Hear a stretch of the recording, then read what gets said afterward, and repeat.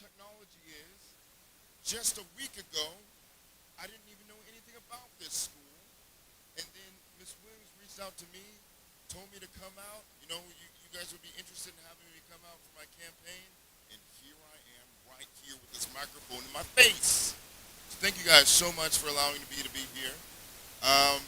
Yes, my name is Kwabi, and I'm the founder of something called the Peace Bus. I don't know if some of you guys saw it outside. It's an actual bus. It's a blue, small vehicle, Mitsubishi 1988 van. It's pretty unique. And I am from Tacoma, Washington. You guys know where Tacoma is? Really? It's kind of small. Okay. You know Seattle, though. Everyone knows Seattle. Tacoma is like 20 minutes, 25 minutes from the city of Seattle. It's where I grew up, and that's where I do my organization, right? So the Peace Bus is a local humanitarian aid organization. Many people think of humanitarian aid being Africa and Southeast Asia, which it is, but people need help right here in the United States of America.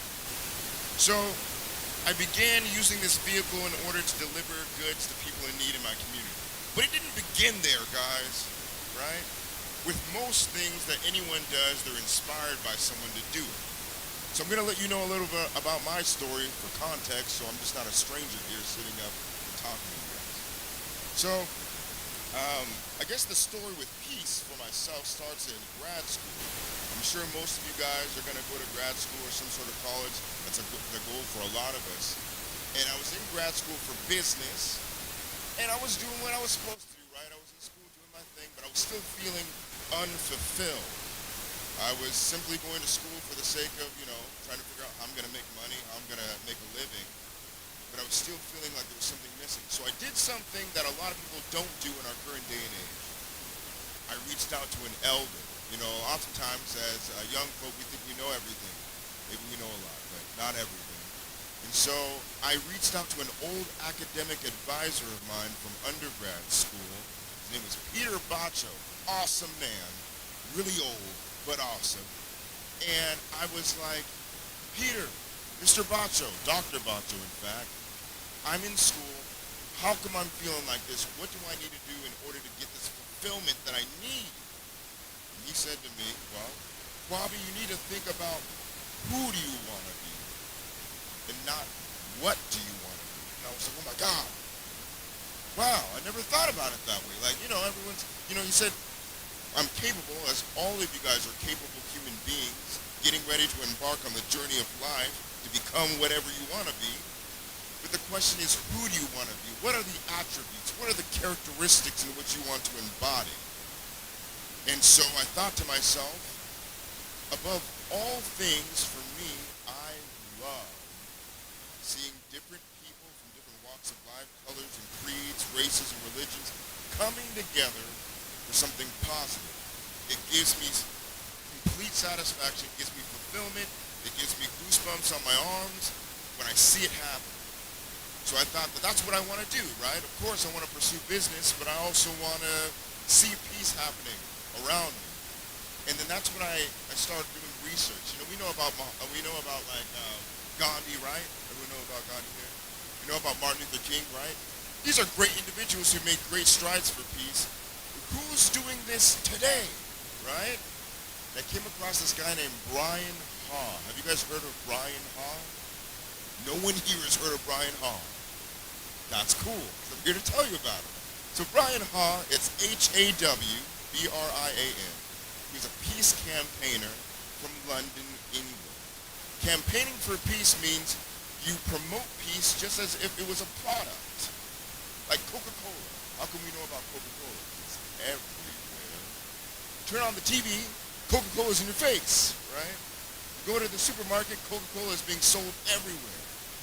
Being that we love it so much and we drink it all the time, why can't we do the same thing about peace, togetherness? Why can't it be advertised? Why can't it be something in our mind's eye more so than not? Being that we all want it, right? And so Brian was about this. He camped outside of Parliament Square where they do all their litigation in London for 11 years. He was camped outside. He had a whole family, whole house and everything, left it all behind to campaign for peace because it meant so deeply to him. And I thought, well, if Brian can camp out for 11 years, the least I can do is go to my local park and talk to people about what peace meant. I have my poster. I think it's actually in the bus. Maybe I'll bring it out later on. I made these two posters. This is back in 2017, I want to say. And one poster said, love, peace, and justice for all. And the other one said, war is not the answer. Say no to violence. And I went to my local park and just sat there. Now, people approaching me, they were like, what are you selling? Like, I'm not selling anything. I'm just here to talk to you about peace. And they're like, oh, that's strange. Like, usually, people come to the park to try to, sell me something. And at first, it was kind of strange. People were sort of weary of me being there. But after a while, I added to the atmosphere of the park. People started expecting me to be at the park to talk to me about peace and what they thought peace meant. This changed the course of my life because I went from going to the park to traveling the world, having conversations with people like yourself, asking the most important question of what peace means to you. And it was sort of like a field work to me of creating an overall consensus of what the term peace means in our daily lives. Everyday people, politicians, famous people, not so famous people, really asking the question. And eventually I got a whole lot of answers. What's up? Eventually I got a whole lot of answers. And which actually took me back to the United States. And so when I got back to the US, I'm always doing research, right? And I came across this guy named A.B. Nathan. Have you guys heard of A.B. Nathan? No one here has heard of A.B. Nathan. Okay, well, I'm here to tell you. A.B. Nathan was an Israeli humanitarian. He was a pilot. He flew an airplane called Peace One from Tel Aviv all the way to Egypt to promote better relations between Arabs and Jews. And I was completely enthralled with this guy's mission. If you look him up, his life is like Indiana Jones. He's always doing adventure, always doing some like crazy sort of campaign. He died in 2008, I believe, but his whole life was majestic. And I decided I wanted to be a peace pilot. That's what I wanted to do with my life. So I started taking flight lessons with the sole purpose of being the first person to circumnavigate the globe in promotion of world peace. Okay, very ambitious, right? I was in grad school, so it was kind of expensive. So I took a few lessons, and I didn't have the money to finish it. So I thought to myself, as you all, if you're trying to do some sort of endeavor, never quit, even if you may not have the funds or may not have the means. So I decided, well, I don't have a pilot's license, but I do have a driver's license. And so I thought, well, what if I could have a peace bus? And that's when I bought the vehicle that I have right out here. It's called the Peace Bus, and started doing local humanitarian aid and having a conversation with everyday people about what peace means. So that's what I'm here to do today. I'm so thankful that you guys are here. And I want to talk to you about my latest campaign. But I want to talk about one campaign that happened before this one. So the campaign that was before this one was called a Santa Sleigh. And I was Santa Claus for the city of Tacoma, for the entire city. I invited kids in October to send me letters about what they've done for love and peace. And then they could ask me for any gift, as long as it was $50 or under, and I'd get it for them. I got hundreds of letters from the people of Tacoma, for the kids, and Amazon was my best friend, because I was ordering so many presents. On Christmas night, I dressed up like Santa Claus, my friends were elves, and we delivered to over 350 families in the greater Tacoma area. There was a girl who wanted a hamster. And I went out to Petco, got our hamster, showed up at her doorstep, and she's crying, her mom's crying, like, wow, like, this is crazy, right? It's a testament, you guys, to the importance of giving. If you can give something small, the impact it can have on someone can be very great. You should never diminish the joy and the gift of giving. And so that brings me to the latest campaign for myself and the Peace Bus called Manifest Humanity. Manifest Humanity. Ms. Williams was talking about it a little bit. In this campaign, I'm traveling from Washington State, my home state, to all the way to Washington, D.C., from sea to shining sea, in an effort to meet with our president, yes, our president, Mr. Joe Biden, and have the most important conversation about how we can come together as a nation. We've been divided divided. We've seen lots of division and discordance. I think it's about time we have the most important conversation that needs to be had about how we can come together. Along the way, in delivering hundreds of books, like the one you see here called The Art of Waging Peace. I'm delivering tons of books to kids, teens, and young adults like yourselves. And yeah, that's what Manifest Humanity is. And now I'm here in Toledo with you guys. But first, before I start giving out books, I need to have a conversation with you guys about peace, because I need to learn what you guys think is peace, so I can take that with me when I meet the president, so I don't act like I don't know what I'm talking about. I need help. Can you guys help me out with this conversation? Oh, you're raising your hand already. Okay, yeah, sure.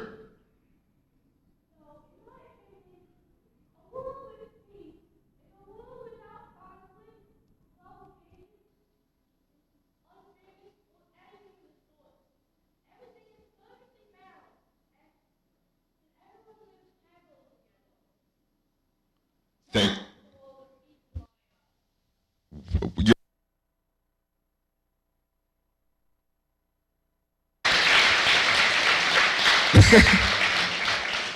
What's your name? Alex, you're smart, man. You're really smart. But thank you so much for that. And I'm going to be asking more. You know what? Here, Alex, come here and get a book.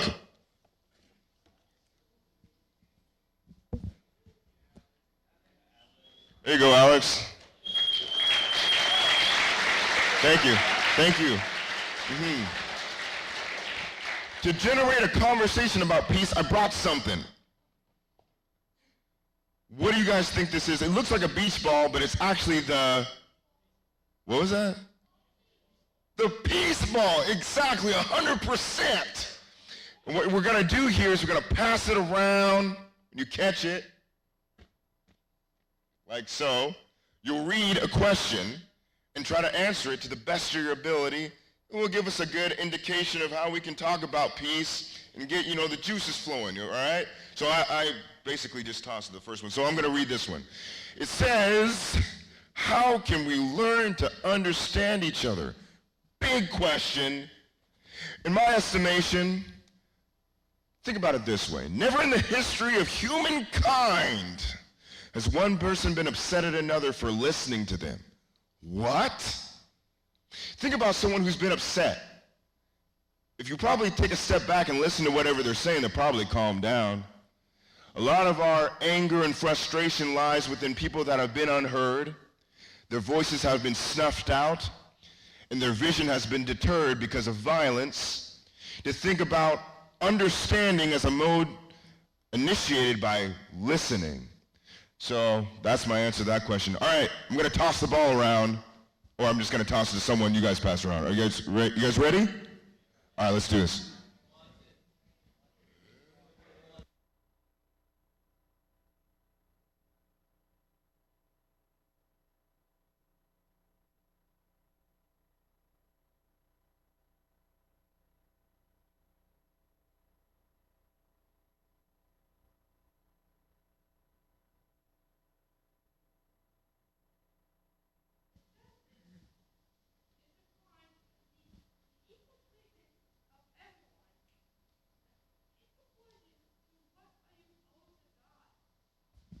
Alex, okay, that's perfect. Are you aware of the term equity? Well, I'm here, that's great, because I'm here to explain it a little bit in my terms, I guess. And so, yes, we want equality, a means towards leveling the playing field for every individual to make sure that every person has a seat at the table of opportunity. In order to do that, equity must be a part of that fabric. Equity is helping those who have been disenfranchised reach the level of equality where we see people thrive and live a fruitful life. And so, yes, that's another part about equality, the essentials to live, food, clothes, and shelter. I've traveled the world asking the question of what peace means, and through my estimation, most of it relies on everyone having food, clothes, and shelter. It's something that I've learned over the course of my work that I've done. All right, Pass the ball around. Thank you so much for your answer.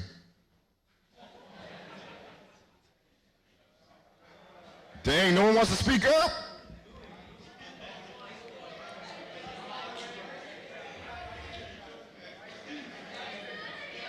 All right, yes, settle down. Who has it? All right, speak up.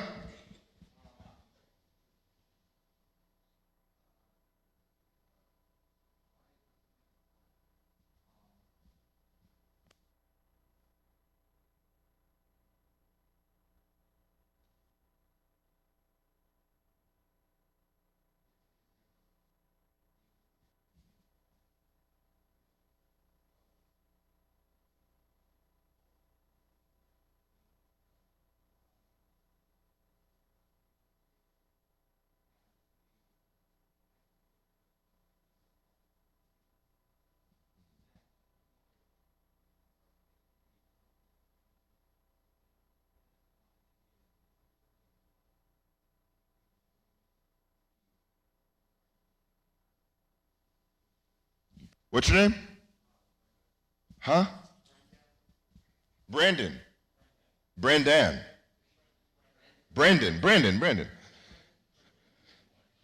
I would argue with that. I agree to most of what you said.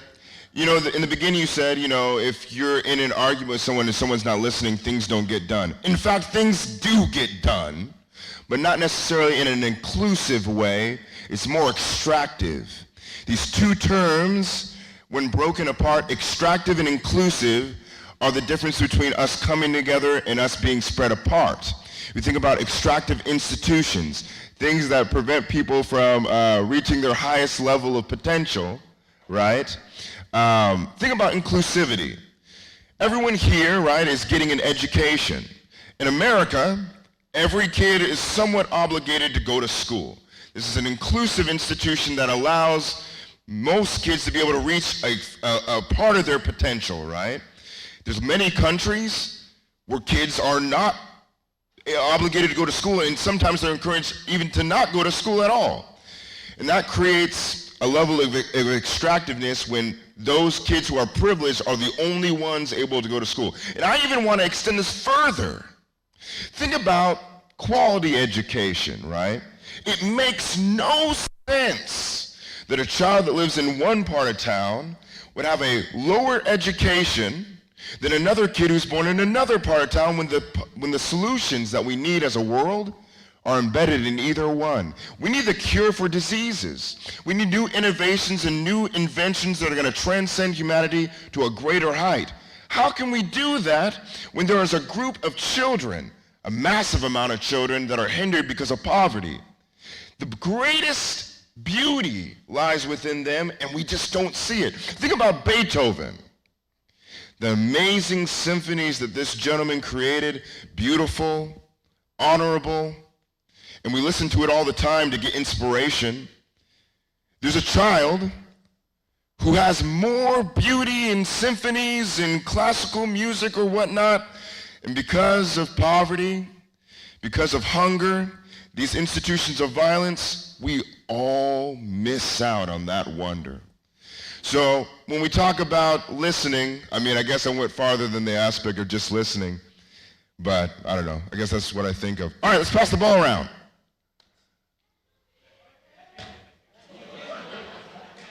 You can walk up to them with the mic. Oh.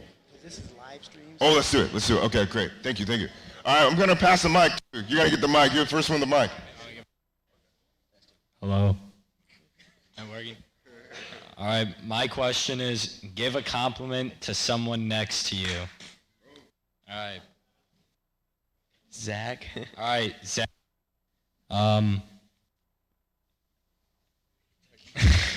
Go Dave. I think that you are dressed nicely. Oh, thank you. Yeah. Yo, think about this. Think about the last time you gave somebody a compliment and how maybe that's kind of difficult. And think about how often that we tear people down, how that's maybe easy. So sometimes peace, people think it might be easy, but it's actually the hardest thing. But if we practice it, as we practice it, it becomes easier. All right, I'm about to pass the ball again. What? All right. All right, so my question is, how do you show kindness? And I feel like the best way to show kindness is, well, the way I do it is just like compliment people when they do something good instead of like,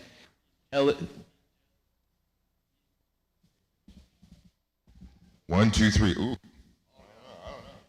instead of like being jealous and tearing them down, just build them up, show them that they're doing good so that they can like, keep progressing and being better. That's perfect. That's perfect because when you do that, you're motivating people, man. Motivation is everything. Let's go here. Ooh. All right. Say your name. Henry. Henry. Take a at it.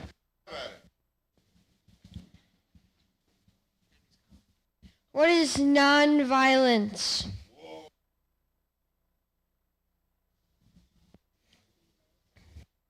To me, nonviolence is just never to try to hurt anyone's feelings.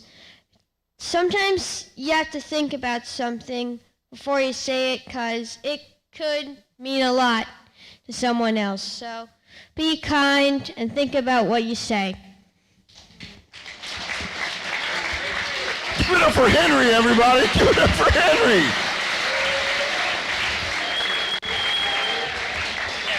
Yeah. Man, you're going to make me cry, Henry. 100,000% correct.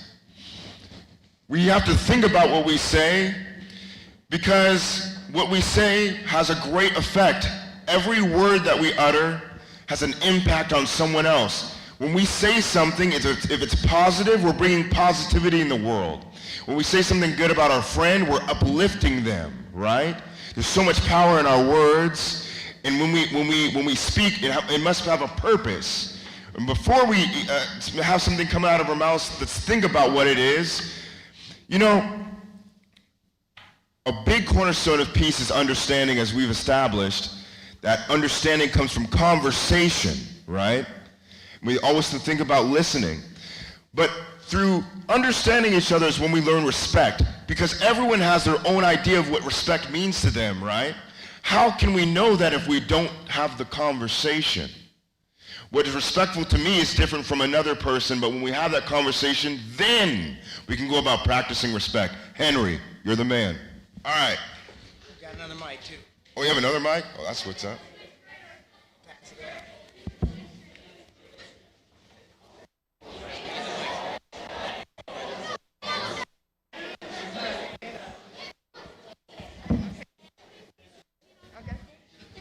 So, my question is, what is courage?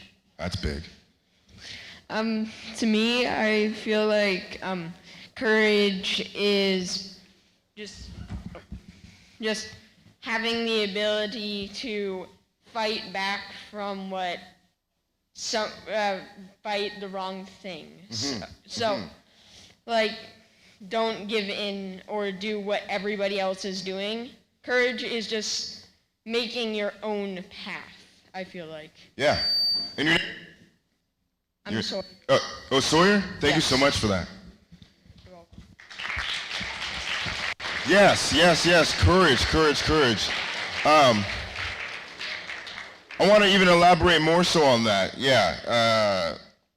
I would say, and I agree with you wholeheartedly, courage and accountability, right?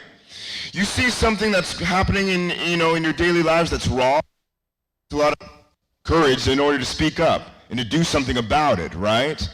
But that's where accountability comes in place. Each and every one of us should have the accountability that when we see something wrong to speak up and fight against it or fight for what's right. Oftentimes in our world, people don't necessarily feel accountable to help, to aid, right? It's just easier to be apathetic and not care, but that's how bad things continue to persist. But the more that we are accountable and we have courage, the world can be a better place. Thank you so much, Sawyer. All right, next. We'll do like 4 more. Y'all don't want it? Y'all don't want it over here? Wait, what? What's going on here? Oh, this, okay. Yeah. There you go. You gotta stand up. Come on, Adam. What's your name? Hello? What's your name? Adam. Ooh. Wait, which one do I read? You pick any one you want. How do I comfort someone who is sad? Ooh. Like, if they're like dealing with anything, you could like try and like talk to them and like encourage them to like just like be there for them and stuff. Yeah, spot on. Oh, no, oh,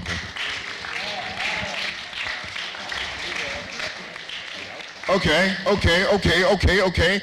When someone's upset, to just be there. And that's a form of listening, right? You know, a lot of times when you're sad or there's something going on, just have a friend there in the presence of you. They don't necessarily even have to say anything. But if you're just with them, you're talking, you're speaking your mind, and they're listening, that can do a whole lot of good as far as sadness is concerned. Or whenever we're going through anything, angry, upset, what it is listening and being in someone's space is validation. Think about when you had an idea and you told a friend, you had the courage enough to tell a friend, and that friend was like, that's whack. That probably made you feel pretty bad, huh? Probably made you feel invalidated.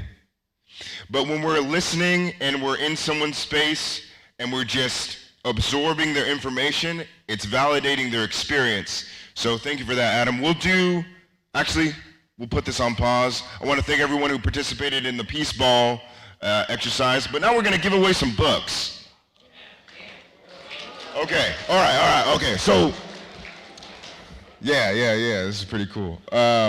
With this, I need to ask the most important question of what does peace mean to you. The books that I have here are limited. I've been traveling all across the country, so I am limited in the amount of books I have to give out. So, I'm going to ask, what does peace mean to you? And if you can raise your hand if I pick on you, tell me what it means to you to help me out, and I'll give you a book. Sounds good? All right. St. John, what does peace mean to you? Stand up. I guess peace is just like living with other people without judging who they are or what they do, and essentially just understanding people around you for who they are and not necessarily what you think they should be. Wow. All right. This book's about restorative justice. It's a fantastic read and something I feel that we all should learn about. So thank you for that and enjoy the book. All right. What does peace mean to you? Oh. Right here? Oh. I'd say peace is like practicing nonviolence and helping other people's in need, like getting them like food, shelter, clothing, stuff like that. Thank you for that second part. We don't talk about that enough. Food, clothing, shelter, being peace, right? In my estimation, I say that word a lot. I love that word. In my estimation, there's 3 different kinds of peace. There's inner peace. We get that maybe from a sense of understanding of ourselves, maybe through a religion or a sense of belief. And then there is interpersonal peace. How can we connect with others? How can we love others and show respect? And that people having their essential needs met as a part of interpersonal peace. And then there's diplomatic peace. How is China faring with India, the United States, with Russia, these sort of things. So thank you very much for your answer. I got a book for you that's going to help you to practice nonviolence. It's called The Art of Waging Peace by Paul K. Chappell. It's a really nice book, man. Yeah, thank you. All right, next up, what does peace mean? I'm gonna go all the way in the back here. Oh, yes, with the hand that's raised in the very back. Joel?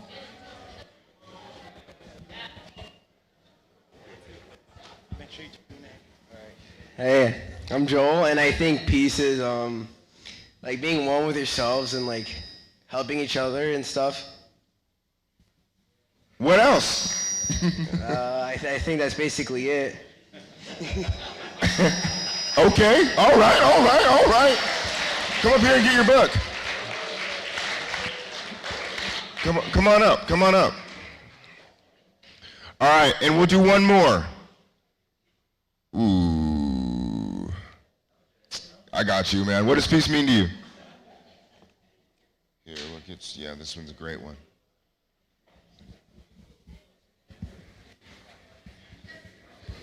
So to me, peace means looking over the flaws of people around you and just being able to get along and ignore like little like petty things that get in the way of you really like connecting with people, like your teammates on whatever sport you play. You just like all get along, look over the little flaws, and work together to get the common goal of peace. 100%. You know, and even to expound on that more, teamwork, right? Teamwork.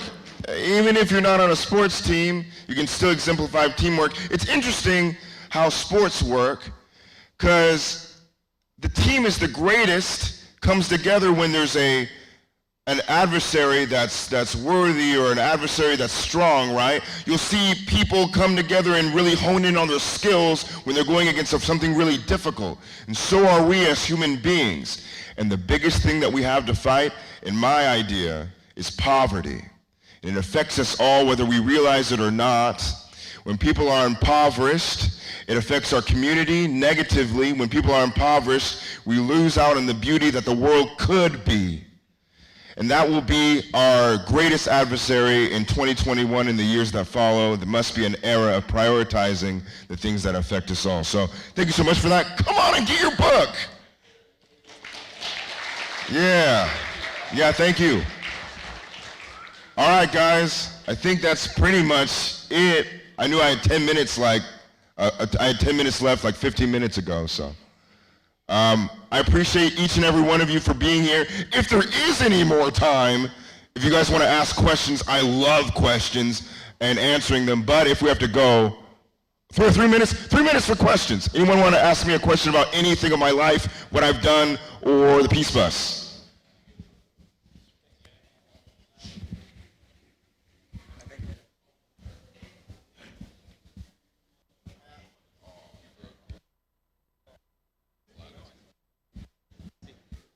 Hello?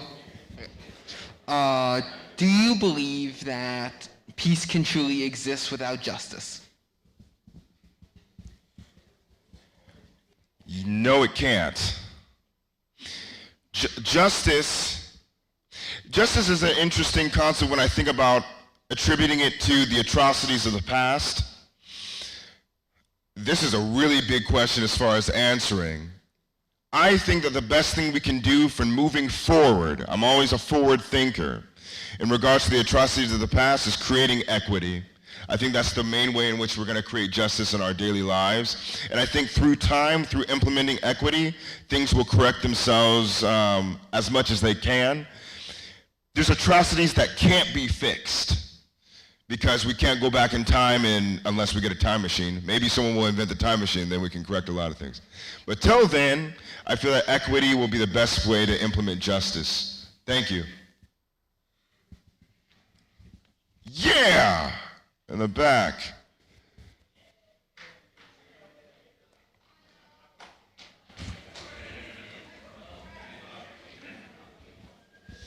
How fast does the van go?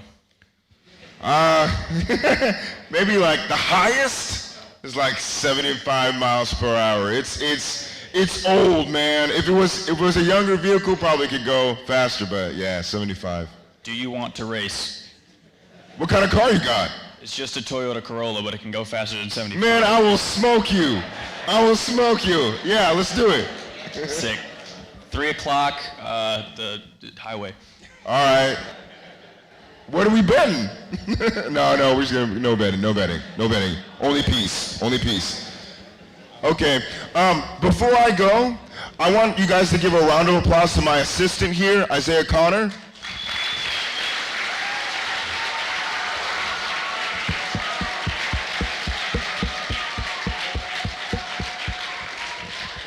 And Patrick Gonzalez, who's been the documentarian following me along this entire journey.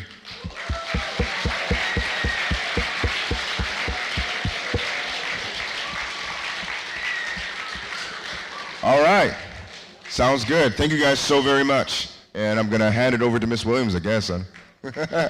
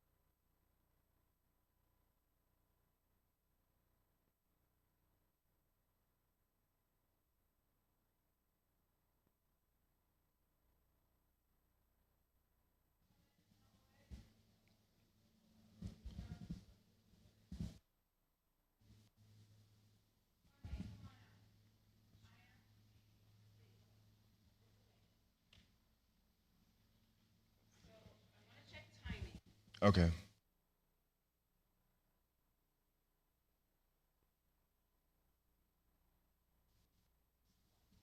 How's it going? These are part of our gentlemen Nice to meet you. who are going to be Nice to involved meet with our Afro Club. We're so excited.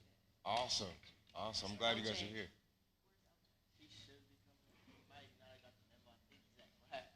Oh.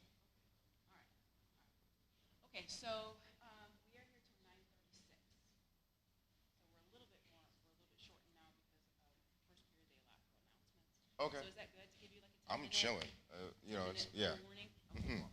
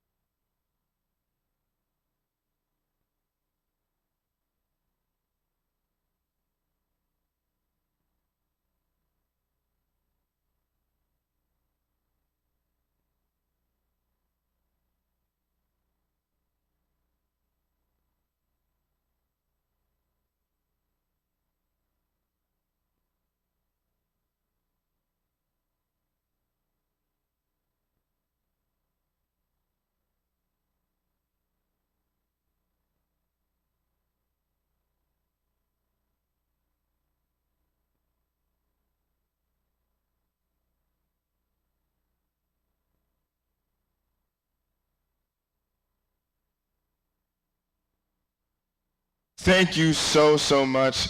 Can we give a round of applause for Miss Williams here? Yes, because without her, I wouldn't be here today.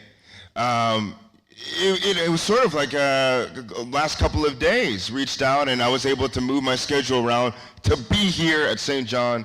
It's an amazing facility you guys got going on here.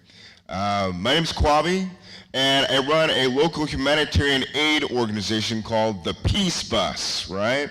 Out in Tacoma, Washington. You guys know where Tacoma, Washington is?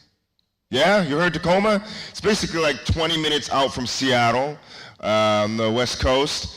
And I give to people in need. I use my vehicle, the Peace Bus. It's outside. It's a blue Mitsubishi bus, 1988. If you didn't miss it, you'll probably be able to see it. It's really bright and vibrant.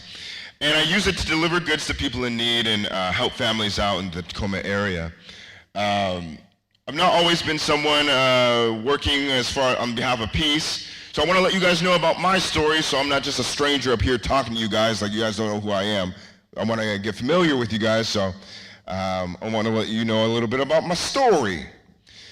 So I started doing my peace work when I was in grad school. I'm sure most of you guys are looking towards going to college or doing some sort of trade school or grad school.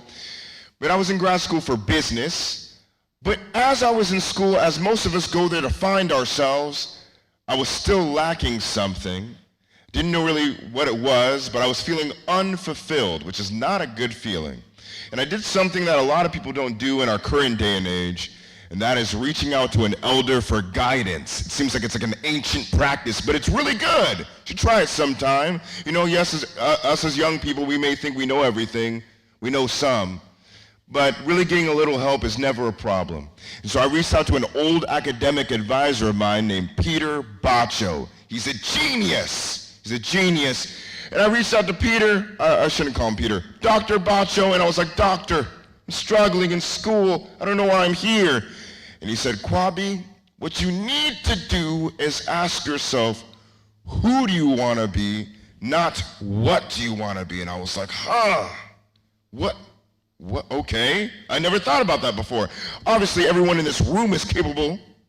All of you guys are capable individuals. But to think to yourself, maybe you want to be a doctor, a lawyer, or a surgeon, I don't know, whatever, what have you. But to think, what are the principles in which you want to embody as a human being? What are the characteristics in which you want to portray and exude?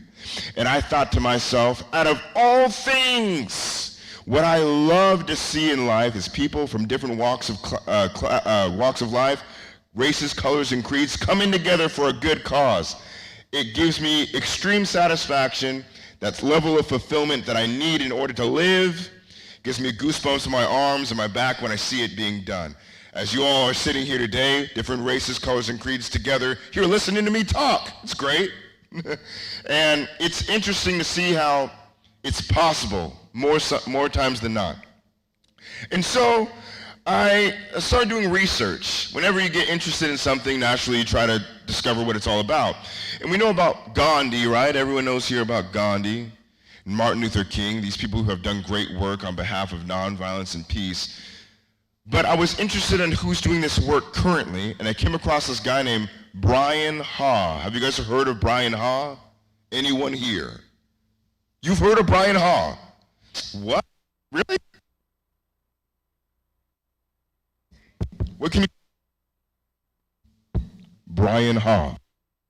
He was a person who did peace work in England or London and the UK. That is 100%, 100,000% correct, yes.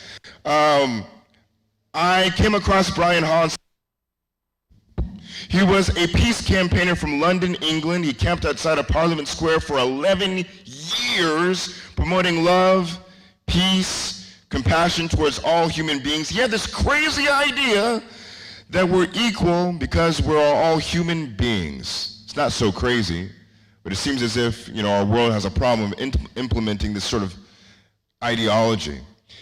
And I thought to myself, well, if he can camp outside of Parliament Square for 11 years, the least I can do is go to my local park, talk to people about peace. So every Saturday I'd go out to Wright Park in my hometown in Tacoma, Washington, and I'd have conversations with people and ask them the most important question of what does peace mean to you? And at first people would come up to my table. I'd have a table set up and a little radio and have some classical music playing, add to the atmosphere, right? And they would say, what are you selling? I said, I'm not selling anything. I'm here to have a conversation with you about peace. And at first people were like, this is kind of weird, but after a while it caught on. And I sort of became like a staple of the park, and people would expect me to be there. And it was a very good experience because I didn't stop there. I started traveling. I'd take these posters that I had, 2 posters. One said, love, peace, and justice for all. The other one said, war is not the answer, say no to violence. Started traveling around the Tacoma area. Then I went to Seattle, then I went to Portland, then I went to Vancouver, BC, then I went to San Francisco. And then I started traveling the world, asking this question of what peace meant to them. When I came back home, I'm always doing research, like I said before, and I came across this guy named A.B. Nathan. Does anyone here know who A.B. Nathan is? No? Okay. A.B. Nathan was an Israeli humanitarian. His heyday was like in the 60s, 70s, and 80s, and he was a pilot. And he flew an airplane called the Peace One from Tel Aviv, Israel, all the way to Egypt to promote better relations between Arabs and Jews. And I thought this guy was fantastic. If you look him up, his life is like Indiana Jones. It's just crazy. And I thought, well, I want to be a peace pilot. So I started taking flight lessons for the sole purpose of being the first person to circumnavigate the globe in promotion of world peace. Very ambitious, right? But I realized being in grad school at the time, I didn't really have the funds. So after a couple of lessons, I had to hang up the gloves on the pilot lessons. I'm not giving up yet, though, but I had to hang up the gloves for the time being. And I thought, well, I don't have a pilot's license, but I do have a driver's license. And that's where the idea of the Peace Bus came about. And I bought this Mitsubishi 1988 van that's sitting out there with the purpose of spreading peace in my community and promoting it, campaigning it. We think about the aspect of peace campaigning. Brian Hall was really good at this. Campaigning for peace as if it's a product. We know about Coca-Cola, right? Everyone knows about Coca-Cola. Why is that? It's because it's advertised literally everywhere. You turn on the TV, Coca-Cola commercial. You go online, it's there, and a presentation there just to see, and you can't escape it. It's everywhere. Why can't we do the same thing about peace, togetherness, equality, courage, love, these aspects that we all want? You ask anyone on the street, ask them what they want out of life. Peace is probably in the top 3. How come we don't talk about it?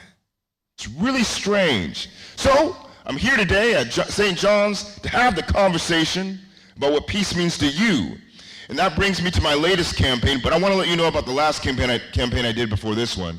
So during the Christmas time with the Peace Bus, as I stated before, we do local humanitarian aid. I was Santa Claus for the city of Tacoma, my hometown. I was Santa Claus. I invited kids in October to send me letters about love, compassion, and peace, how they've shown that with their family and friends, and then they could ask for a gift, $50 and under, whatever it was, and I'd get it for them. And on Christmas night, I dressed up like Santa Claus. My friends were elves. We went out in the town and delivered all the presents we could. Over 350 houses we went to. And we delivered all the presents at night, just like Santa Claus would do. So anyone asks you if Santa Claus is real, in Tacoma, Washington it was really great. There was a girl who wanted a hamster. And I went to Petco and got her the hamster, brought it to her doorstep. She was crying, her mom was crying. And it's just a testament to the importance of giving, how you may think it's something small, but how it can have a fantastic and great impact on someone else.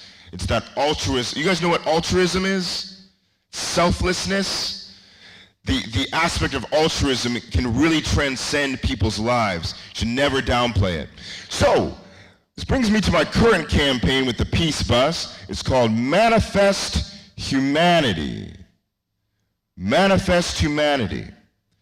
I'm traveling from Washington State, my home state, all the way to Washington, D.C., from sea to shining sea, in an effort to meet with our president, Mr. Joe Biden himself, to have the most important conversation of our lifetime about peace. And along the way, I'm delivering hundreds of books, like this one, to kids, teens, and young adults all across the country. And now I'm here in Toledo with you guys, giving out some more books and having the conversation about peace. And the conversation is really important that I have with you because all your guys' ideas, I'm taking them with me. I'm going to use them with the conversation I have with Biden to elaborate on how we can come together as a nation. We've been divided so much so, especially within the last 2 years or so. We've seen a lot of calamity, mayhem, and discordance. How are we going to come together? How are we going to practice peace? So, if you guys could help me with this conversation, I got something, a tool to use to have this conversation. This looks like a beach ball, but actually it's the... What was that? It's the peace ball, correct. And what we're going to do is we're going to pass this around as we toss it. You grab it. You look at a question, and you say it out loud, and you try to answer it. This question says, how can I help my community? I think the best way that anyone can help their community is by using their talents, their skills, whatever they're interested in and well at, and giving it to others. Not everyone's supposed to have a peace bus and ride around the country. I get it. It's kind of crazy, but I'm doing it. But, that's something that I have. What do you have that you can give towards other people? All right, I'm about to pass the ball, all right?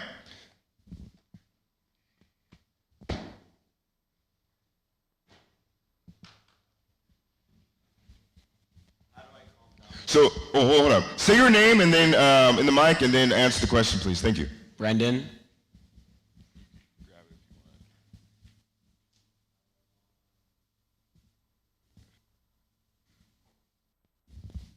Is it not operational? Here you go. We're sharing now. Look at this. How do I calm down when I'm angry? I listen to music, and I tend to just calm down that way. Yeah, round of applause. All right, yeah, you can toss, you can toss. Ooh. Reason, look at that.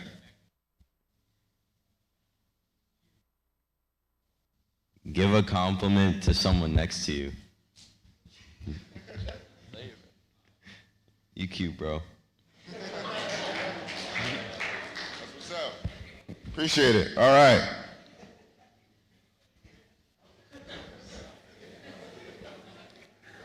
All right.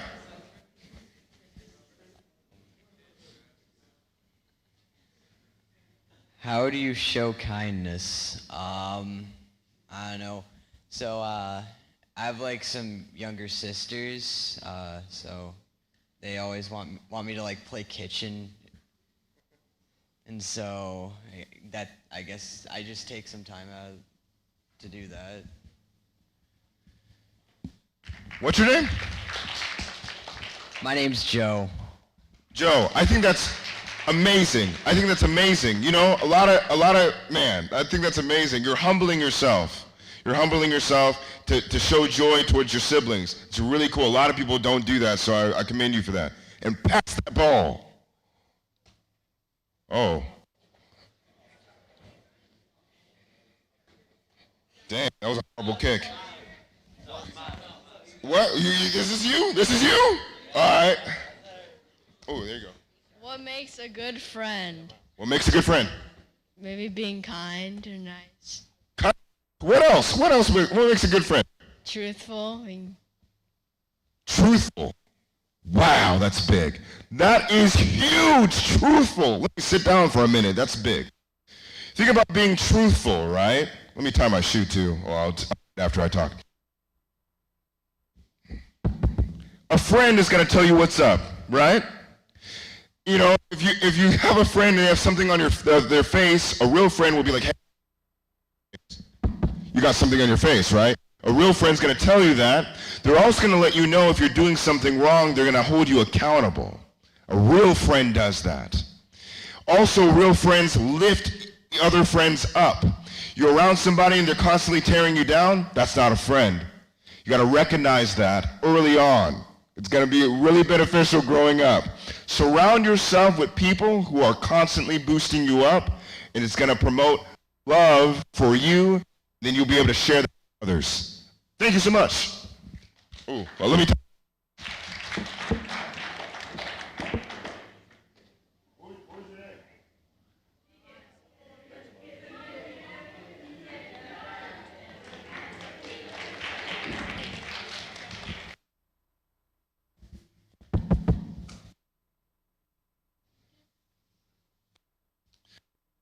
What is one peaceful thing you can do today?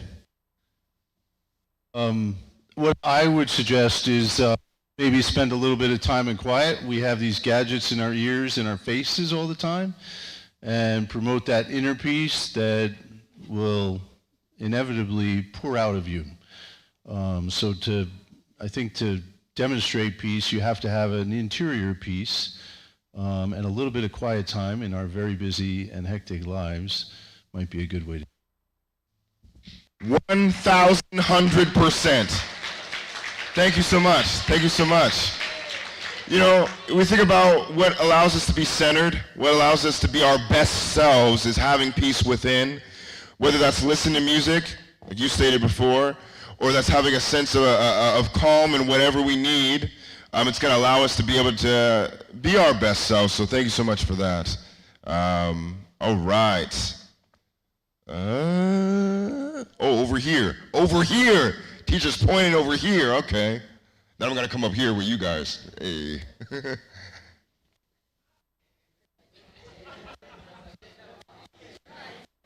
Who's got it? Who's got it? All right. I'm Bryce. It says, how can I show teamwork? I can me and my teammate can do something, and I'll make sure to input him or her name and make sure that they get recognized too, not just me. That is fantastic. That's really cool. That's really cool, man. That's humility as well. It's really cool. You don't see that often. Someone, a team comes together and maybe one person gets the credit, but then they tell, other folks that have worked diligently as well to help them achieve that goal. I mean, sometimes you'll see like an actor when they get an award, they'll be like, I thank you for this, this, and that, but that's in front of people. When the real praise comes in and giving back to those who have helped you when no one's around, right? So thank you so much for that. Okay. It's kind of weird, right? Well, next person. You know what? We're gonna do one more over here.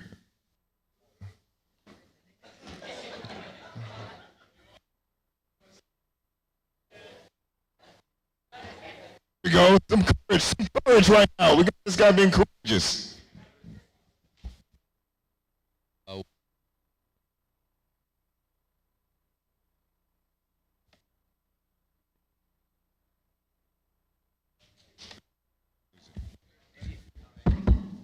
Attention. Why is listening important? You can come. So you can.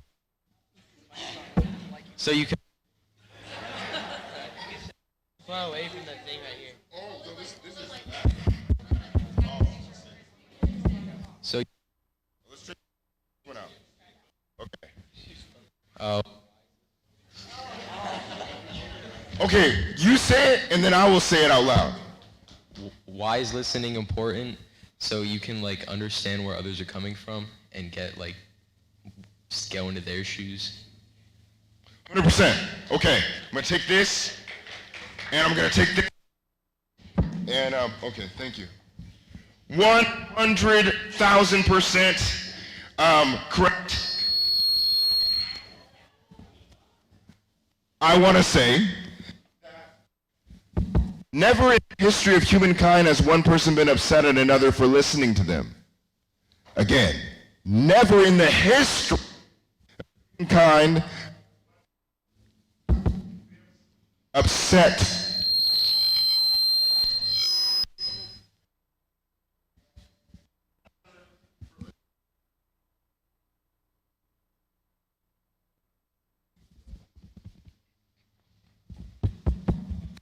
So, when we think about listening and the aspect of it, listening is validation towards someone's experience. When we talk over somebody, or even, better yet, when we're having a conversation with someone, you can see that the other person's getting ready to speak. It's not really active listening. Listening is really being humble and listening to the ideas of someone else in order to have an actual conversation. When we do that, we validate someone's experience, and it's a form of respect, the highest form of respect. It's so respectful that when someone's angry, oftentimes if you listen to them, they'll calm down. Think about it.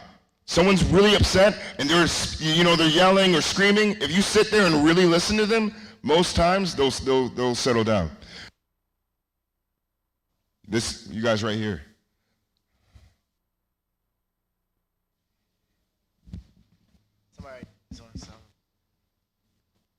I think these mics are going out. Hold on. The whole world needs to hear this. What makes a good friend? What makes a good friend? Yeah, try it out. I feel like what makes a good friend is somebody that you can, depend on, and somebody that has your back, and also somebody that always keep it real with you and tell you the truth to better yourself. They have to want what's best for you as much as you do, and vice versa for the other person. Thank you so much. Cool. Okay, we'll do one more. Pass it backwards.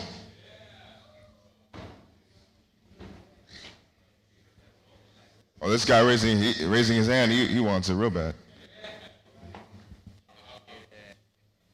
We'll get you. What is courage? Courage is just not being afraid of anything and not really just taking things to heart and being not scared of doing whatever and always speaking up. 100%, always speaking up. I think that there's so many problems in our world that would be solved if someone just spoke up and had the courage to fight against it, or to have, to me, courage and accountability are one and the same. If you feel accountable, then you're obligated to do something. Think about all the problems we have in our world: poverty, homelessness, hunger, racism. To think that if enough people spoke up and did something, those things probably wouldn't exist. We all don't like those things, so they continue because not enough people find the accountability to make the change. So thank you so much for that. All right. Right here. Yeah.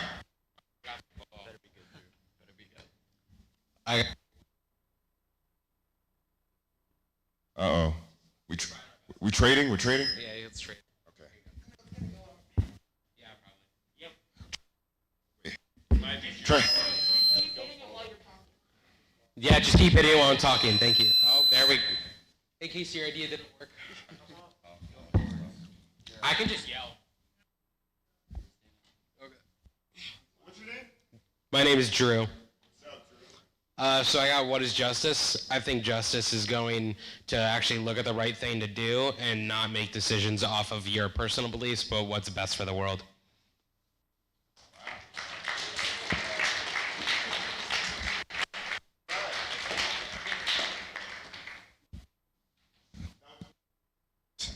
Magnificent, Drew. Thank you so much. Now, we are going to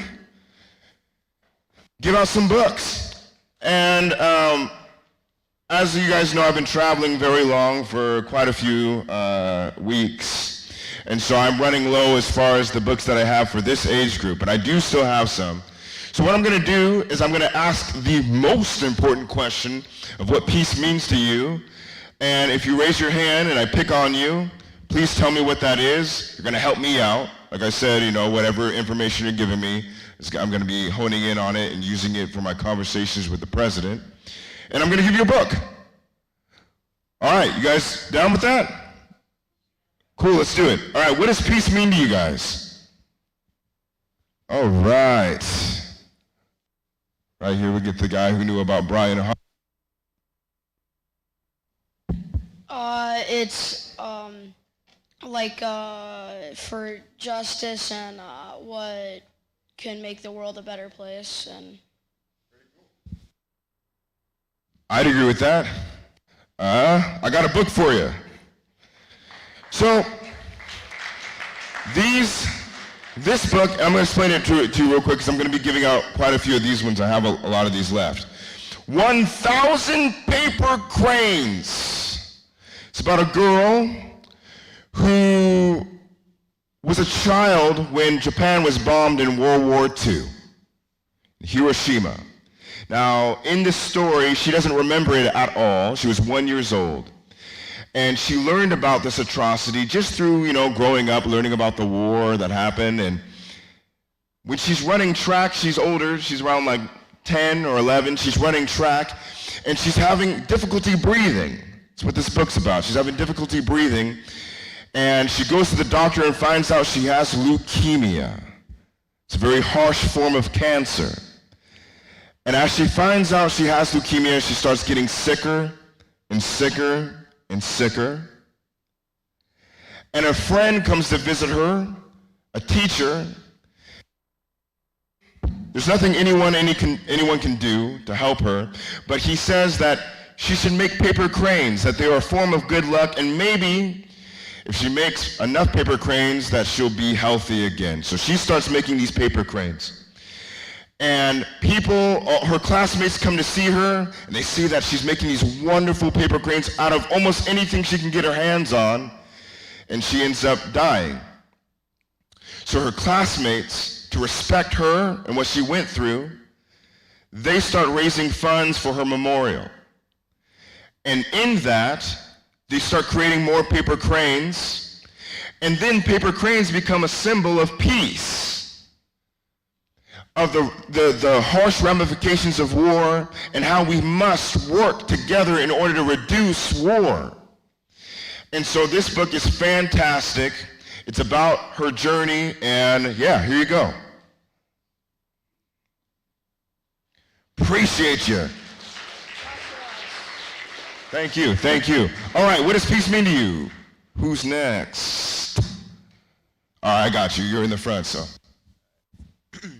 What peace means to me is something that, can help me, stay calm, or help me just be happy and live with happiness instead of feeling constant emotion or something that keeps you unsettled. Peace should be something or an event that you can constantly go back to as a happy place, something that you should be able to rely on to keep you, happy and afloat.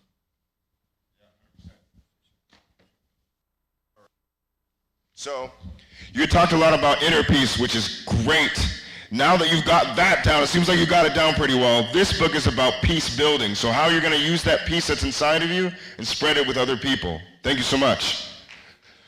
All right. Yep, I got you.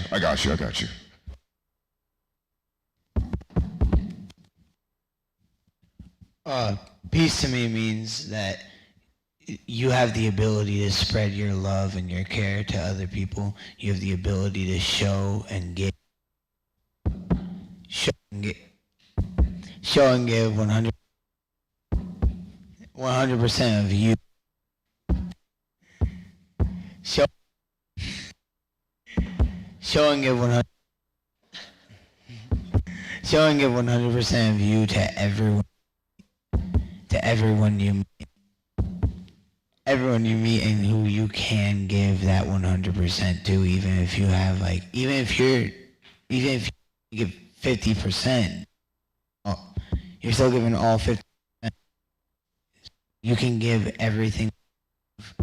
You can give everything that you have to people, and give them pretty much the world. Even if you don't get that back.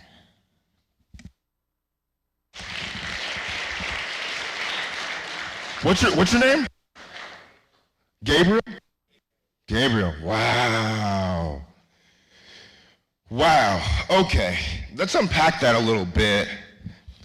You're talking about giving your best self. I think that for us in this room, for most of us, I don't know everyone's situation in this room, for most of us, we have the ability to do that because we have been given that opportunity. I grew up pretty well. Upper middle class, was able to go to college, grad school. I was able to use the skills that I had to reach, I guess I'm going to be reaching my highest potential. I haven't quite gotten there yet, but I'm pursuing it. The ability to reach one's potential is a luxury now, but it should be a given. Think about the amount of children who would love to be able to give their best selves to the world today, but can't because of poverty. They can't because of hunger. And to think that the beauty that could cause the world if they were able to have their potential get out of its dormancy, and we could have a more beautiful world. So I thank you for what you said. And I always strive to give my 100% to as many people as possible because I feel privileged to be able to do so. We speak up for those who can't speak, and we work for those who can't work. And so we work towards the idea of everyone being able to have a seat at the table of opportunity. Thank you so much. Next person. Oh, thank you. Thank you. Okay. Oh yeah, I didn't get your book, did I? Come on up, get your book. I'm going to give, this is the last copy I have of this one. It's Making It Right. It's about peace building. Thank you so much. Yeah. All right.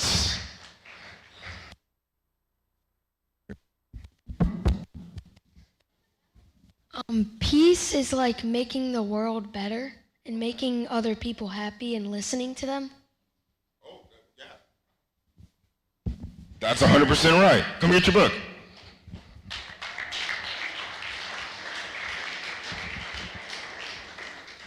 Here you go. Appreciate you. All right. I got you right here, man.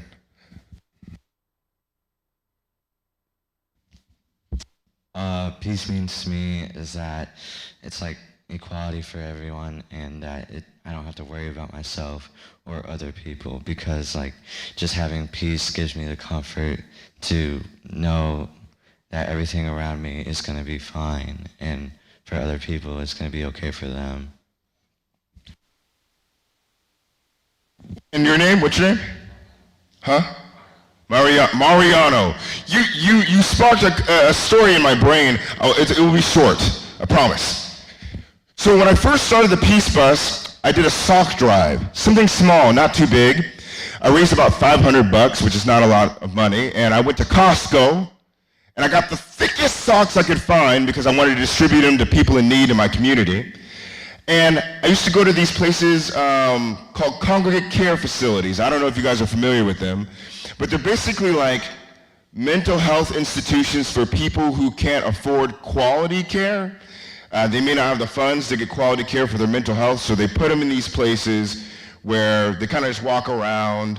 A lot of them have severe mental illnesses like schizophrenia. They see things and things like that that aren't there, and they hear voices and things like that.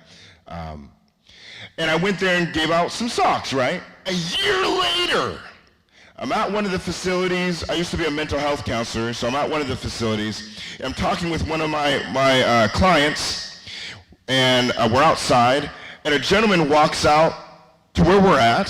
He's dirty, head to toe, just dirt and grime all up on him. His hair is really oily, just in bad shape. And he goes to sit down, his pants are too small for him, and his pant legs rise up as he sits down, and he has the whitest socks. They're so white, in fact, it jars my conversation I'm having with this guy, and I look at him and I'm like, you got some really nice socks, man. And he's like, yeah, you came here a year ago and you gave them to me with that Peace Bus. And I'm like, I didn't even remember that. This gentleman had kept the socks that I'd given to him a year ago. They were as white as snow, and he remembered that I'd given it to him when I didn't even think of it as a thought. The impact of giving is tremendous. And I think, that might be it as far as time's concerned, but I thank each and every one of you guys for being here. If you guys can give me a round of applause for my assistant, Isaiah Connors here.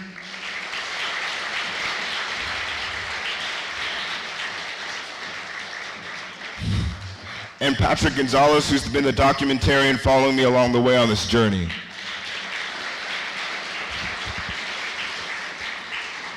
Appreciate you guys so very much. This was awesome.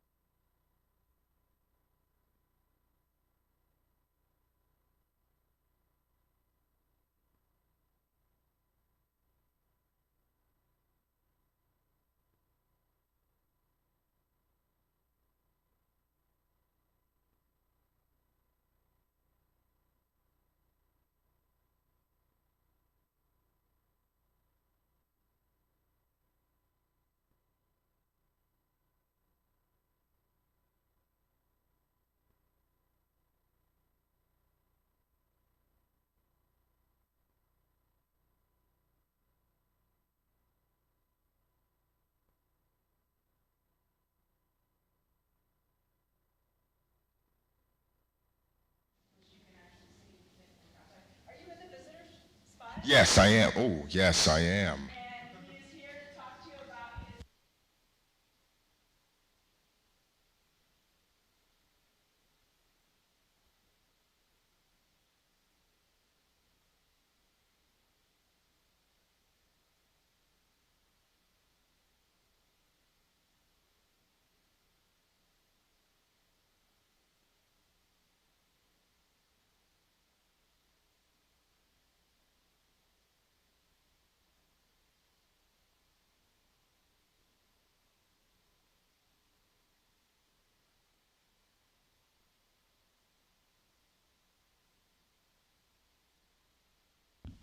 Thank you so very much. If everyone here can give a round of applause to Ms. Williams here. Wow. Because without her, I wouldn't be here, sitting here at your school right now.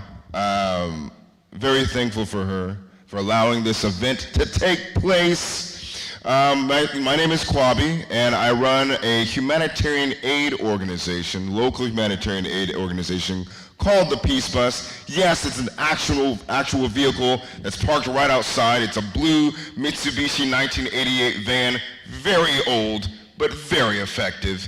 And yes, I am a humanitarian from Tacoma, Washington. You guys know where Tacoma, Washington is? No?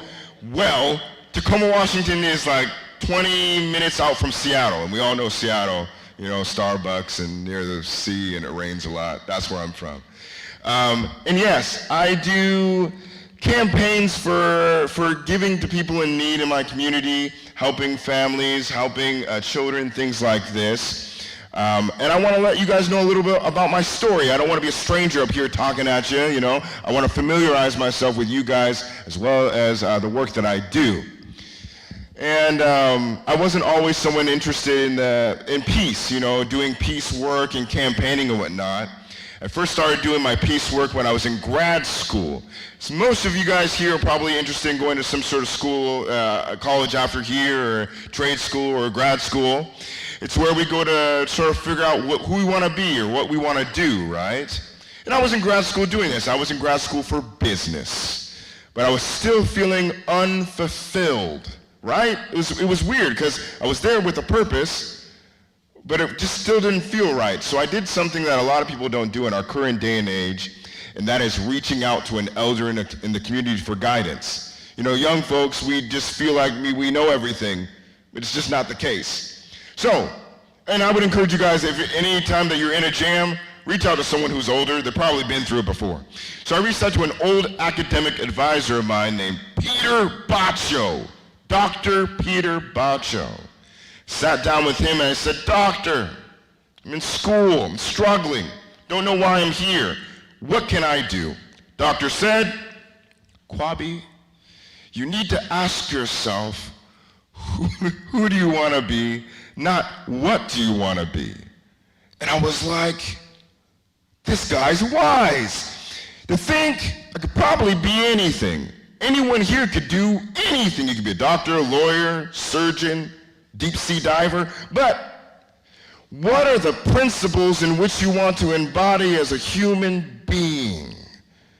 What will be the guidelines in which you live your life that you exude out into the world and change the world for the better? What are those things? And I thought to myself, out of most things, I love seeing different people from different walks of life, colors, races, and creeds coming together for something positive. It gives me fulfillment in my soul, gives me goosebumps on my arms when I think about it or see it. It is undoubtedly my passion in this world today. And so that's when I started doing research on the peace movement, right? Because that's essentially what peace is in its aggregate form. And I came across this guy named Brian Haw. Have you guys heard of Brian Haw? Oh, y'all were in the presentation earlier. That's why you know who Brian Haw is. I see you. Okay, well, for those who weren't in the first presentation, Brian Haw was a peace campaigner from London, England, And he camped outside of Parliament Square where they do all their litigation, make their laws and whatnot. He camped outside of Parliament Square for 11 years. He had a whole family, whole house, had a whole career, threw it away, but put it aside to campaign for peace. He believed in this crazy idea that we're equal based off our humanity. And I fell in love with this guy's concept, his vigor, his courage. And I thought to myself, well, if Brian can camp outside of Parliament Square for 11 years, the least I can do is go to my local park once a week, talk to people about what peace means to them. And I started doing that. I went to Wright Park in Tacoma, started talking to people about peace. Everyone who would come up to me for the first time would say, what are you selling? You must be selling something. You're out here at the park for no reason. And I would tell them, no, I'm not here to sell anything. I'm just here to talk to you about peace. And after a while, people got used to it, and they would expect me at the park. And then, from going to Wright Park, I started traveling with these posters. One said, love, peace, and justice for all. The other one said, war is not the answer, say no to violence. I started traveling. I went to Seattle, went to Portland, went to San Francisco, went to Vancouver, BC, and then I started traveling the world, asking the most important question in my mind, which is, what does peace mean to you? If you ask anyone what they want out of life, chances are that peace is going to be in the top 3 things. So why don't we talk about it more? Brian Hall did a really good job of peace campaigning. He campaigned for peace as if it was a product. Think about Coca-Cola, right? Everyone here knows about Coca-Cola. But why is that?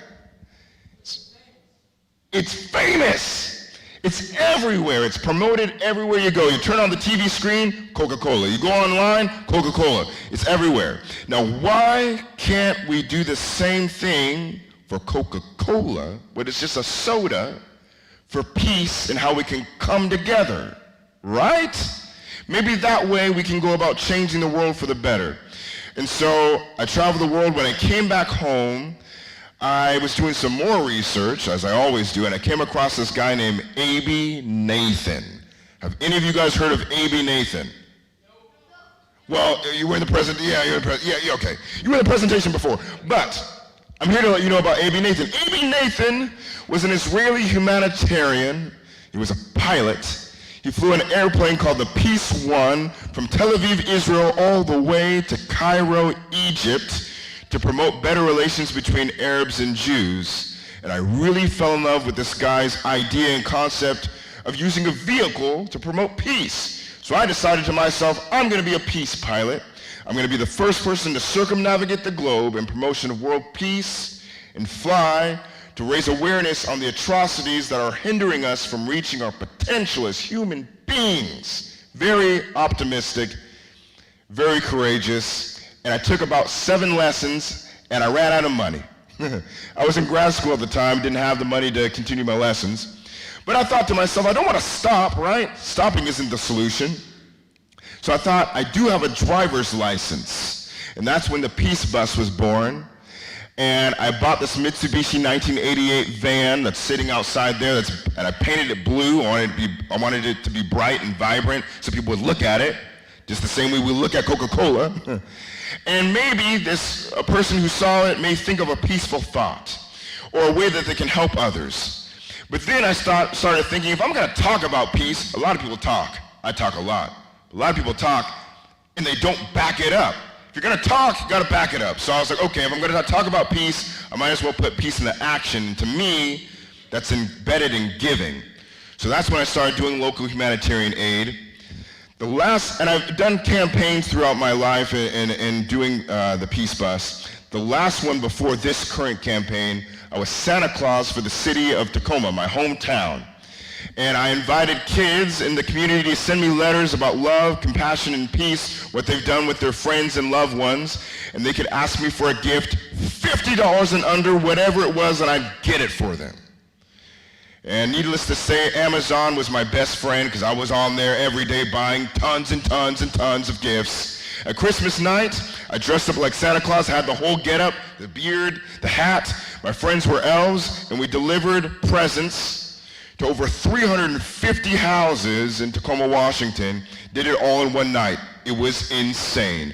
There was a girl who wanted a hamster, to be specific, went to Petco, got her hamster maybe a week before, showed up at her doorstep with the hamster. She's crying, her mom's crying. You know, why would you do this? How is this happening? This is amazing. And really, it's a testament to the power of giving. You know, we take what we have for granted oftentimes, and to think that if you can share that with others, how it can have a great impact on someone else. So that leads me to the current campaigning that I'm in, which leads me to why I'm here today. I'm here today because of a campaign I created called Manifest Humanity. Manifest Humanity. Have you guys heard of Manifest Destiny? No? Okay, I'll tell you what happened. In the mid-1800s, there was a large exodus that happened, and a large excursion that took place when the settlers were moving from the East Coast to the West Coast in hopes for a greater tomorrow, a better tomorrow, reaching their highest potential, essentially. But there was a lot of violence that took place that ensued during that time. A lot of native peoples that were removed from their lands, a lot of pain and suffering. And my thought was, I want to move and travel from the West Coast to the East Coast in an effort to meet with President Joe Biden to have the most important discussion about peace and how we can come together. So I thought that this is Manifest Humanity. We're trying to humanize those who are often not humanized in an effort to create peace. And so I thought I wanted to take this trip, but I also wanted to show peace. And so I thought I will deliver hundreds of books having to do with love, compassion, peace, and understanding to kids, teens, and young adults all across the country. And that's what I'm doing here today. I have some books here to give out. Not a ton, because as I told you before, I've been traveling quite a bit, giving away a lot of books. And these are the ones I have left for this age group. So I'm really excited to be here today, very, very blessed. And to help me with this conversation I'm going to have with the president, I need you guys to help me by giving your thoughts and ideas of what peace means so I can know what I'm talking about when I talk to the actual president, and really giving me a better understanding of peace. And that's what this is about. This may look like a beach ball, but in fact it's a peace ball. Correct. It is the peace ball. We're going to use this as a tool in order to generate the mind, get the juices flowing, so we can have a good conversation about what peace is. I guess I'll start first. You guys cool with that? Yeah? All right, cool. Oh, I'm a sir now. I appreciate it. This one says, what makes a good friend? We talked a little bit more about this in the last presentation. To me, a good friend tells you what's up. A good friend's going to be honest with you and show you that honesty through a level of respect, to respect you for who you are by telling you the truth. But also they're going to build you up. You'll notice who's a real good friend by how they treat you, positively or negatively. If you're around someone who is bringing you down, they're not your friend. They may say that they're your friend, but they're not. A friend is going to be someone who sticks beside you and helps to build you up, and you'll do the same for them. That's what my idea of a good friend is. All right, I'm going to toss this ball. I've been talking too much already, and have you guys talk some. All right, ready? All right. Here, hold on. Let me get the mic. Okay. I got it. Give a compliment to someone next to you.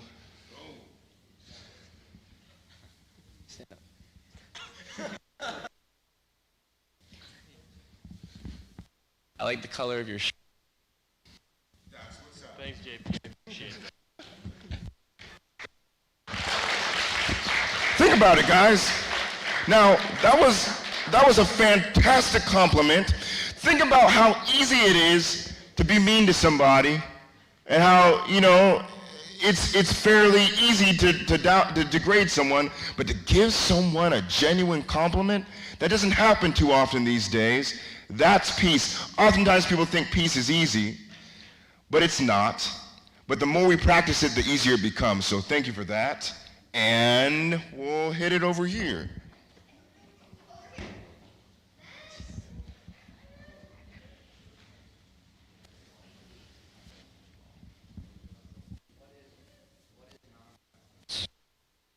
I need to speak that one up. That's a really important. Here we go. I got this. Yeah. What is nonviolence? I would say, like, just genuinely be others if you don't know them. Ooh. Thank you. Actually, I'm going to let you toss that to someone. You got it. You got it.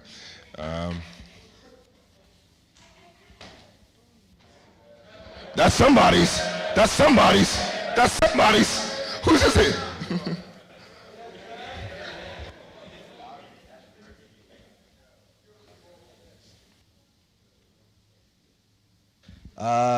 How can I help my community? I like to go on service to nursing homes. I haven't really gone lately because of COVID, but I like to help the elderly people there and sometimes go on food drives. You could do stuff like that.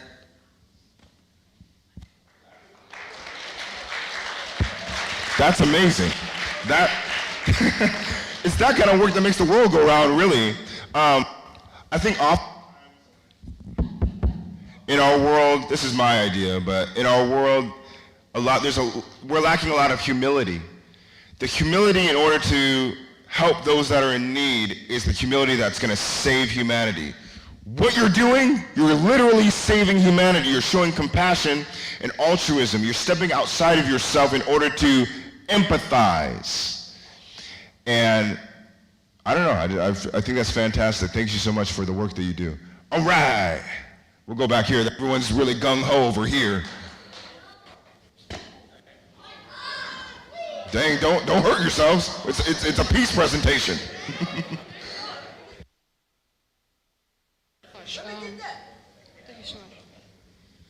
How can we learn to understand each other? We can always listen to each other. My gosh.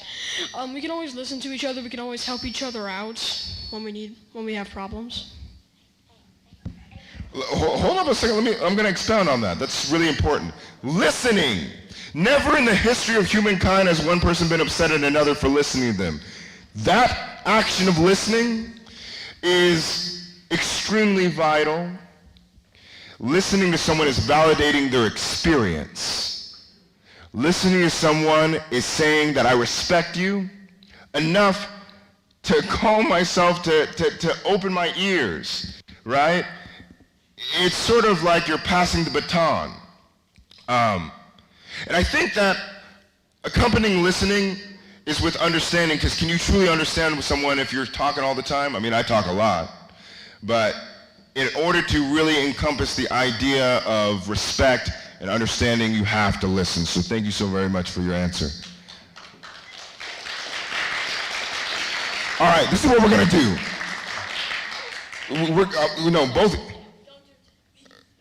I'm going to get you and you. He'll probably pop it. What do you got, something to pop the ball? That'd be really unpeaceful. Hold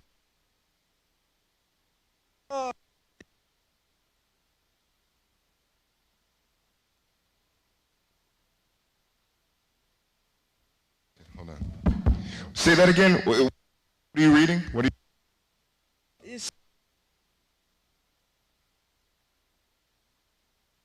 Do today.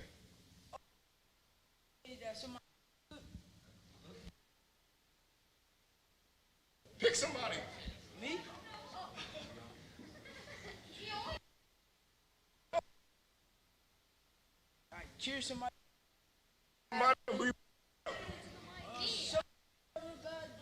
Okay. So, cheers. He said somebody who's having a bad day. That's what's up. That's.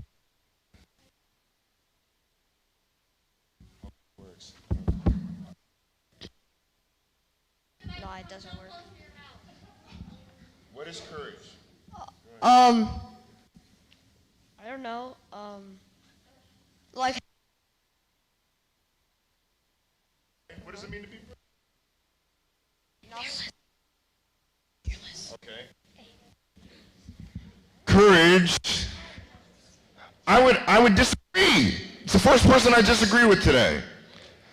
But your answer was great. Your answer was great. Even if I disagree, it doesn't mean that that we can't have peace, right? That's a part of peace, learning to disagree. I would say that courage you can still be afraid and have courage. You know, you can still be fearful and still strive above being afraid.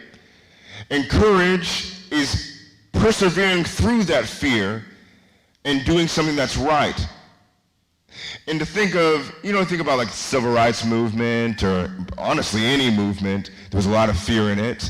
But people, they decided that their fear, they were going to overcome it because the importance of that, whatever it was so important that they had to overcome it. I want to say thank you for your answer, though. It was great. But yeah, courage to me is striving above fear and doing what you need to do in order to make the positive change that's needed. All right. We're going to cover a couple more. I've had enough of you. Oh, no, I'm playing. Okay. One more in the back, right there, yeah. Okay. See if the mic works.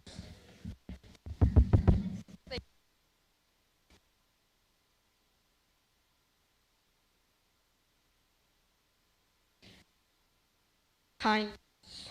How do you show kindness? That's a big one. I don't really know. Think about the last time you did something that made someone smile. You could help someone do something, and like help your family and friends. Yeah, it's great. Cool. Thank you so much. Yeah, and helping our family. You don't have to drive a peace bus around the country in order to show kindness. I mean, that's the way I'm doing it, but your family and friends, these are the people who are closest to you. When you show kindness towards them, you are literally changing the world for the better. So when you're doing that, you're showing peace. Thank you so much. We'll do one more, and then we can give out some of these books.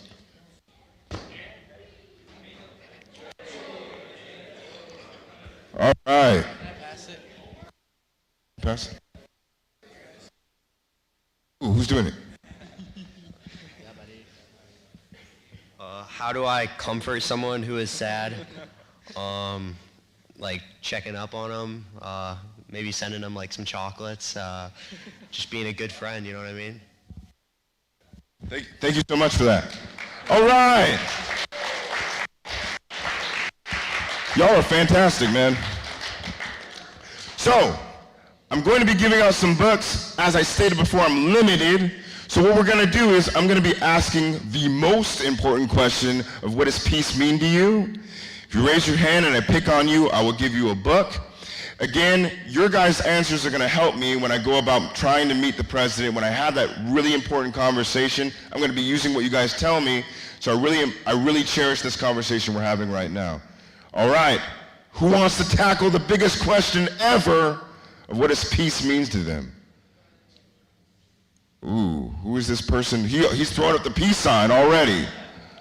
Peace is justice and equality. Okay. No, that's fantastic. That's fantastic. It's justice and equality. What is equality? You said what? What does equality look like to you? Well, everybody's equal. Like everybody's treated the same. Yeah, I agree as well. I think, are you familiar with the term equity? No, I'm not.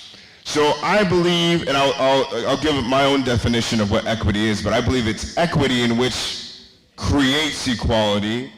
There are great numbers of people who have been disenfranchised. It means that they have been lowered, whether that be in our social status or economic status. They've been lowered, and through equity, is uplifting them to have have equality exist. We can't have equality without equity, but thank you so much for your answer. That's perfectly true, man. Come get your book. But before I give you this book, I want to explain what it is about real quick. So, it's called 1,000 Paper Cranes. This is the only book that I have left to give out. Oh, I'll give it to you, then I'll talk about it, I guess. So, this book is about a girl, and when she was 1 year old, Hiroshima was bombed in Japan at the end of World War II. She didn't remember it at all, right? She was 1 year old, little baby. But she heard stories about what had happened. You know, obviously there was ramifications of the war that happened in Japan. So she grew up knowing about it. And when she's around 11 years old, she's in track. She likes to run, right? And she's running, and she has trouble breathing. She can't figure out why. And so she goes to the doctor, and the doctor tells her that she has leukemia, a very harsh form of cancer, and that she doesn't have a lot of time left. And so she's in the hospital, and a teacher comes to visit her and says that, you know, she's just there with her and explains that, you know, the paper crane is something that brings good luck. If you make enough paper cranes, maybe you'll get better. So she's on a mission, and she starts making paper cranes out of anything she can get her hands on. Classmates come to visit her. They see all the paper cranes. They're amazed at the beauty that she's creating. And she dies because of the leukemia caused by the bomb. And the crane becomes a symbol of peace. Her classmates work diligently to raise funds for her memorial.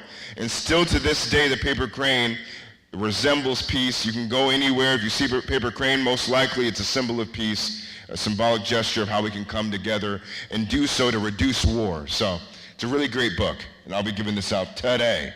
All right, what does peace mean to you guys? All right. Again. It means that everyone is treating others fairly and that we all come together to be one. Yeah, that's really good. Spot on, spot on. Come get your book. To be one. To be one is the best way we're going to fulfill our potential as human beings. We think about this essence of being one, right? I believe that the best way to establish this oneness is ensuring that every single person has a chair at the table of opportunity. How do we do that? I think that we must look at the inhibitors of peace. One that really I feel like needs to be honed in on is creating a world or society in which every child has a means towards quality education. We think about Beethoven, for example. Beautiful symphonies. I mean, he was around like the 1700s. We still listen to it today. It's transcended time, his work. And to think that there are children who have the ability to make the most beautiful, eloquent music that can help to transcend us and inspire us, but because of poverty, because of hunger and racism, we just don't get to hear it. They're not able to cultivate their potentiality, and we all, every single one of us, lose out on that beauty. In my estimation, I want the world to be as beautiful as it could ever be. How can we have it be as beautiful as it could ever be if there are factions of people hindered because of poverty? It's impossible. It's impossible. Next person. All right, we'll go over here. You guys, okay.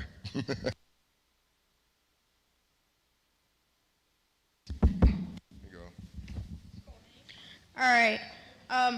Peace means to have the courage and the strength not to fight back, to be calm if somebody does something to you,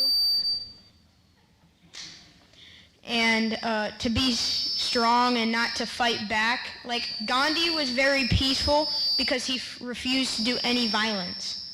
So if somebody does something bad to you, to be calm and not to get revenge. The microphone was agreeing with you. 100%. Clap for that, gentlemen. Wow. There was a method to which Gandhi used his nonviolence. It's called Satyagraha. Have you guys heard of that? It's the methodology in which Gandhi used in order to conduct a nonviolence to the utmost. And through nonviolence, Gandhi, a single person, was able to work to liberate an entire nation. You think about all the different wars that have happened throughout history to liberate nations with massive armies, and how one person with using nonviolence was able to liberate a country. It's really beautiful to see. So you should never downplay the importance and the power of nonviolence. Thank you so much. And come get your book. All right. So this is the last book I'm going to give out, but I want to open the floor to questions. Anyone have any questions whatsoever about me, the Peace Bus, this campaign I'm indulging on, and I don't know, maybe even want to speak your thoughts on what peace is? Anyone? Yeah. $3,500. Yeah, $3,500. I use my income tax. Yeah. 1988. I love the 80s. I love the 80s. Everything in the 80s is really cool, so. 75 miles per hour is like, it's not the limit, but I feel as if I go over that, it's going to fall apart, so 75 miles per hour. Let's do it. I'd like to say peace is not like the absence of judgment, because judgment, conflict, it's essential for growth. Yeah. It's more with the judgment, with the conflict, you need to have compassion and empathy. You need to understand like the human character, because even when you're striving towards like justice and that kind of thing, it's very easy to go astray, to like mess up. So you need to understand how, like, you need to understand that while your view may seem right, there are others who wouldn't believe that. I guess it's just important to view circumstances, that kind of thing. Your name is Isaiah? Isaac? Wow. I agree, yeah. You guys clap for him?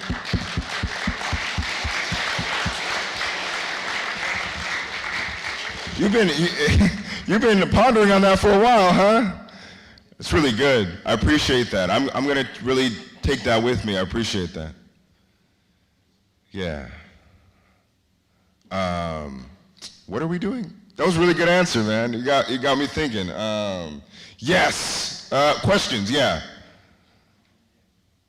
All right, yeah. Never. No, I don't live in the Peace Bus. I live in an apartment in Tacoma, Washington. But I do use I have two cars, like my everyday driver and the Peace Bus, but I always, like I wake up every morning, I'm like, the Toyota, normal car, or the Peace Bus? When am I going to drive to work? And it's always the Peace Bus, so.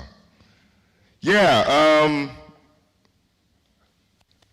you in the front, yeah.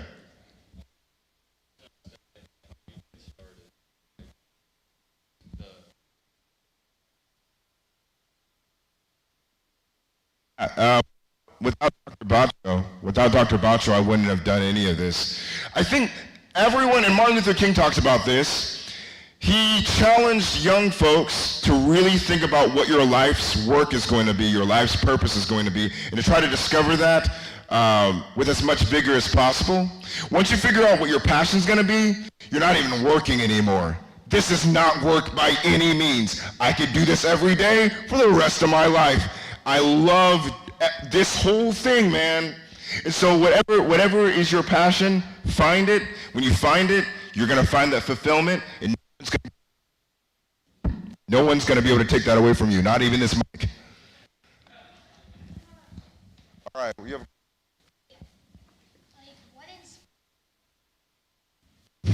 All you guys. Yeah. Let's make a long answer short. All of you guys inspire me. Yeah, man.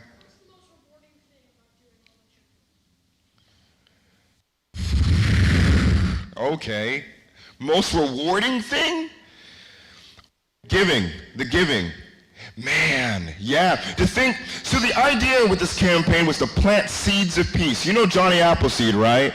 Johnny Appleseed was this pioneer dude in the 1800s, went out in the Midwest, planted apple seeds, and then consequently there's apple trees now in the Midwest. The idea with this is to plant the seeds of peace with the books, so that when the next generation grows older, they can have a heart to help each other and a means to what's coming together. It's needed more so than ever. People are always talking about, we need a hero to save us. Y'all are the heroes that are going to rescue us. So whether you believe it or not, each and every one of you guys has a red cape on your back, and you're flying. Now,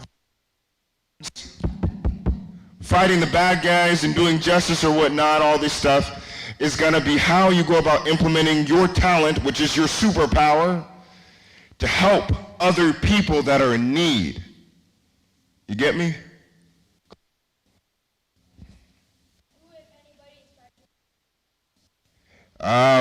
God, my mom, and A.B. Nathan, the man himself, and Muhammad Ali. Muhammad Ali is huge, yes. We'll do one more. All right, let me get this guy. Right here, sitting right here. What's your question? That's a good question. The people of Tacoma. Goodness. When I first started, it took a while to generate income with this, but we've created, and I'm so humbled by the fact that I'm able to say this, we're creating a culture of peace in the city of Tacoma. I'm not the only one in Tacoma that's doing this type of work. We are working diligently to create equality, to help those that are in need. There's many organizations like myself that are working in our city. Whenever I announce something that I want to do some sort of crazy campaign, the funds come in. And so this entire trip most of the funds have came from the people of Tacoma. One more question. Well, in my estimation, there's 3 different kinds of peace. This is what I've learned from asking the question. There's first inner peace. You get that from a sense of belief or religion or maybe just an understanding of self. And then second is interpersonal peace. How can we show love and compassion and respect towards other people? And then there's diplomatic peace. How is Japan faring with Russia?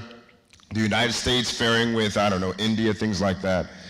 And what the Peace Bus does is we're involved in interpersonal peace. I honestly feel that if you have inner peace, it will exude itself into the world through interpersonal peace.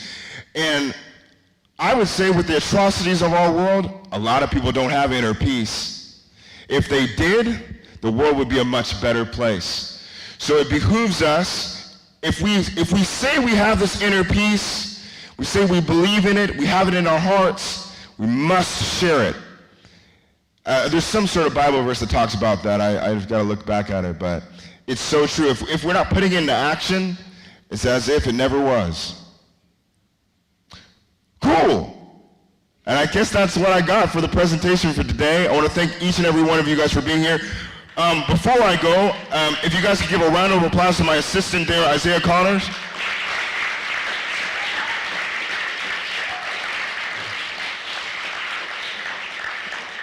And Patrick Gonzalez, who's been the documentarian following me along the way, shooting everything. He's magnificent. Cool. Y'all are great.